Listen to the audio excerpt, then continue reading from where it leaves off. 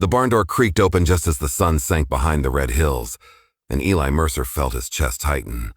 He had lived alone on that patch of dry land for 10 years, long enough to know every sound the wind made when it slipped through the wooden slats. But this sound was different. It carried weight. It carried judgment.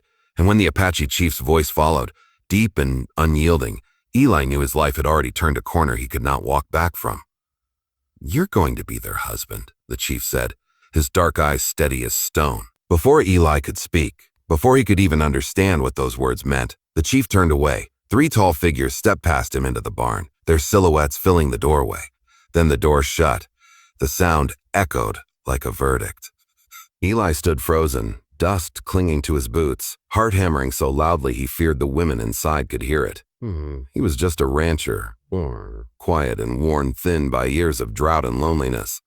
He had never asked for anything from the Apache except peace. He had given water when he could, food when he had it, and silence when words would have caused harm. But this was beyond him. Inside the barn, the 3 sisters stood together, taller than any women Eli had ever seen, their presence commanding without effort. The eldest, Atsa, held her shoulders straight, her expression calm but guarded. The middle sister, Nita, watched Eli closely, her eyes sharp with questions. The youngest, Mika, looked afraid, her hands clenched in the folds of her dress. No one spoke at first. The silence stretched heavy and awkward. "So I didn't ask for this," Eli finally said, his voice rough. I wouldn't force anyone to stay here." Atsa studied him carefully. "Nor did we ask," she replied. Her voice was steady, but there was pain beneath it. "Our father believes this is the only way our family survives." Only later would Eli learn the full truth. The sisters' tribe had been struck by illness and hunger. Their father, the chief, had watched his people suffer while settlers pushed closer, fences cutting off old paths. He had seen how Eli treated others, with fairness, without cruelty, and made a decision born not of malice, but desperation. By binding his daughters to Eli, he believed he could secure peace, protection, and a future. That night, Eli slept in the small room beside the barn, staring at the ceiling, listening to the low murmurs of voices on the other side of the wall. He felt trapped between fear and responsibility. He had been commanded, yes, but more than that, he had been trusted, and he refused to become the kind of man who abused that trust. The days that followed were tense. The sisters remained distant, working silently, helping with the animals, repairing fences, and drawing water from the well. Eli gave them space, speaking only when necessary. He made it clear they were free to leave whenever they wished. Still, they stayed. Slowly, something began to change. One evening, a storm rolled in without warning. Rain slammed against the roof, thunder shaking the ground. When Mika cried out in fear, Eli rushed to the barn without thinking. He found her trembling, memories of past raids and loss flooding back. Without touching her, without crossing a line, he spoke gently until her breathing slowed.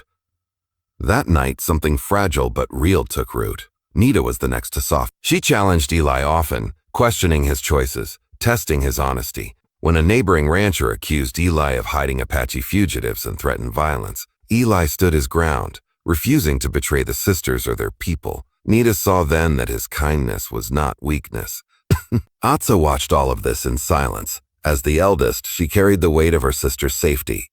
It was only when Eli fell ill, feverish and shaking after days of working in the cold, that she finally spoke from the heart. She cared for him through the night, realizing that this man, given so much power over their lives, had never once tried to use it. The true challenge came when the chief returned. He arrived with warriors at his back, expecting obedience, expecting results. He asked Eli if his command had been followed. Eli stepped forward, heart pounding. "I won't claim what isn't freely given," he said. "Your daughters are safe here, respected, but their lives are their own." The barn fell silent. The sisters stood behind Eli, not because they were ordered to, but because they chose to. The chief looked at his daughters, truly seeing them for the first time since desperation had clouded his judgment. He saw strength, not fear, choice, not surrender. In that moment, the command was broken. What followed was not a sudden ending, but a new beginning.